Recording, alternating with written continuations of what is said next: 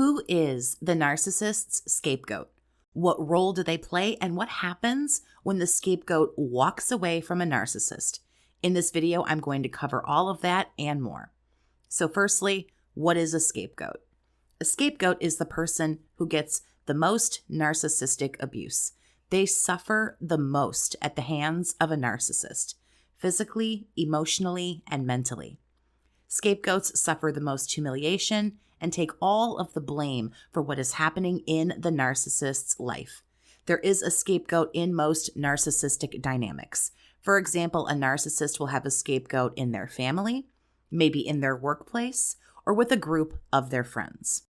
The scapegoat is also usually ganged up on by other people that the narcissist recruits to do so, or other people in the group, other people in the family. Narcissists might get their kids to attack the scapegoat. They might get other coworkers in a work setting to attack the scapegoat, other family members, and so on. People will jump on the dog pile and also attack and abuse the scapegoat. And this is done for a couple of different reasons. Sometimes people just add to the misery of the scapegoat because the narcissist will in turn leave them alone. They will not be targeted if they play along and abuse this person. Others do it because they might possibly have some high levels of narcissistic tendencies. Some do it just to fit in and be popular and be liked by the narcissist. Maybe they want their own power as well. So what is the purpose of the scapegoat? The scapegoat is the person the narcissist uses to deal with all of their feelings and all of their problems and things that they don't like. Essentially, this person is the target, the punching bag. When narcissists feel things like shame, fear, disappointment, remember, these are people who are chronically and constantly disappointed by any and everything. Every hit to their ego, not getting their way, every embarrassment, humiliation, and so on, all of those things get taken out on the scapegoat.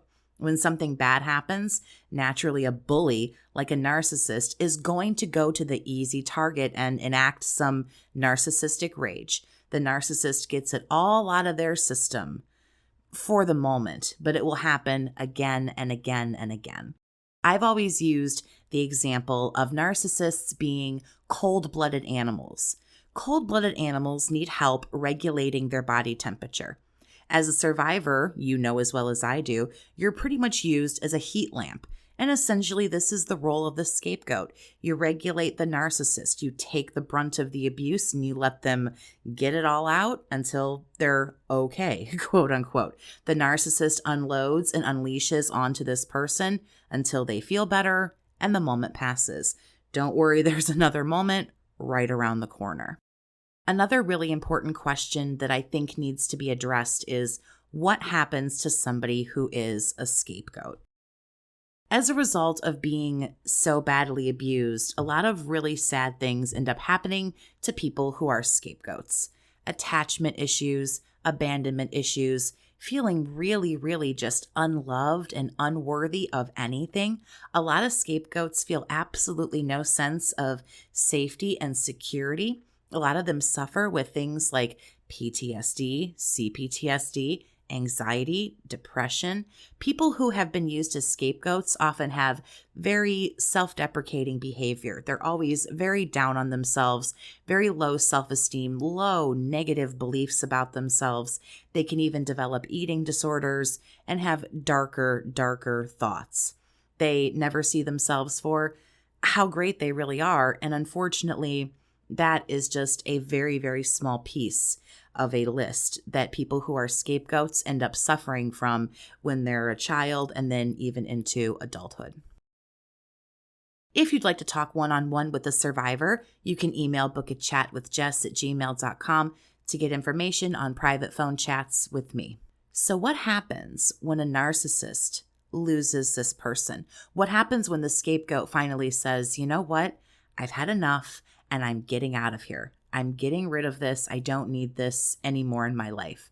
Losing a scapegoat, like losing any real source of supply, can be absolutely crushing for a narcissist. So what they'll more than likely always do If a scapegoat decides to leave, is they will hoover and harass and annoy and try to get that scapegoat to come back. A narcissist will more than likely threaten or use scare tactics or lay a nice guilt trip on the person, hoping the scapegoat will feel so guilty or be so fearful that they'll return.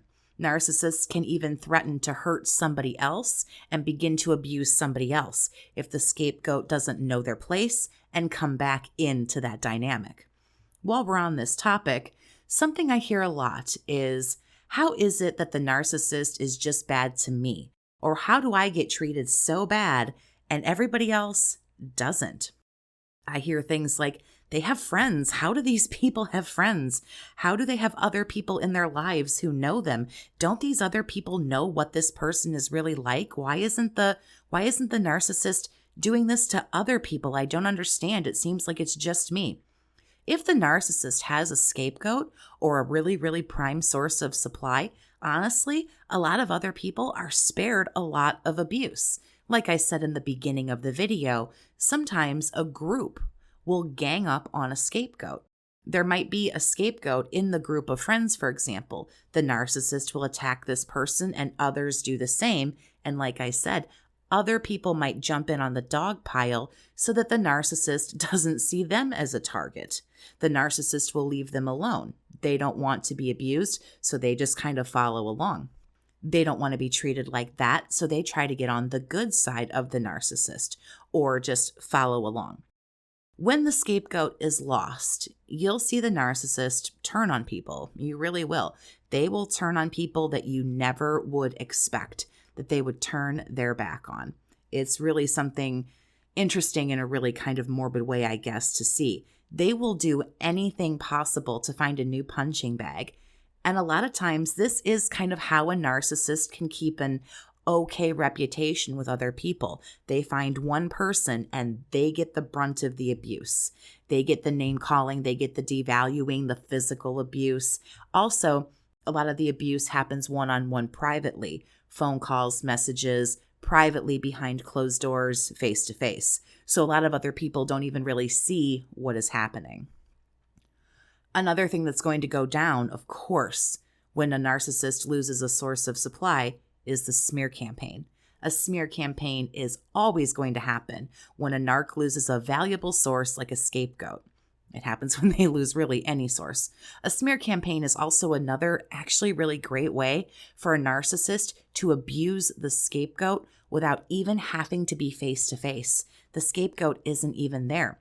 Triangulation, gaslighting, making things up, using and abusing the scapegoat from a distance, typically through things like social media, trash talking. They'll continue to do this once the scapegoat is gone, almost abusing them by proxy when they're not even there anymore.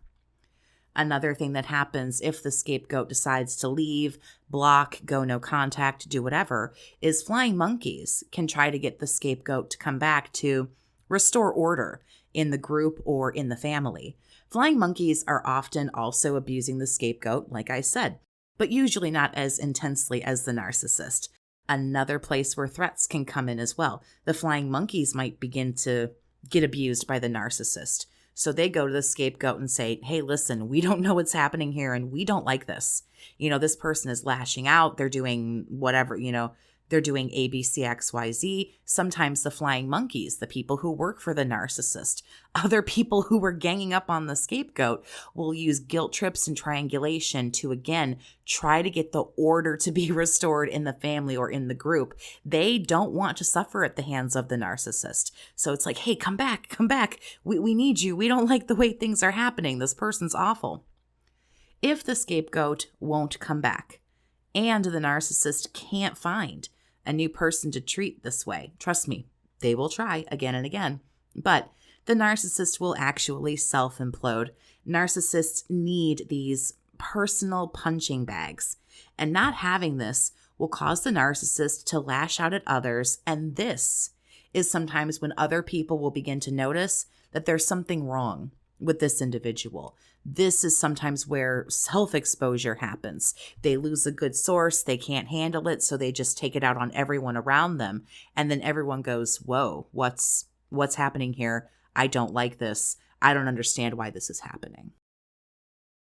If this video was helpful for you, I hope you'll subscribe for more, like and share the video if you think it might help others too. Those things really help support my channel. I can't thank you enough. Also, comment down below if you believe you were a scapegoat in a toxic narcissistic dynamic, a relationship, or in your family. If you have tips that helped you or are helping you, please share those with other survivors as well if you'd like to do so.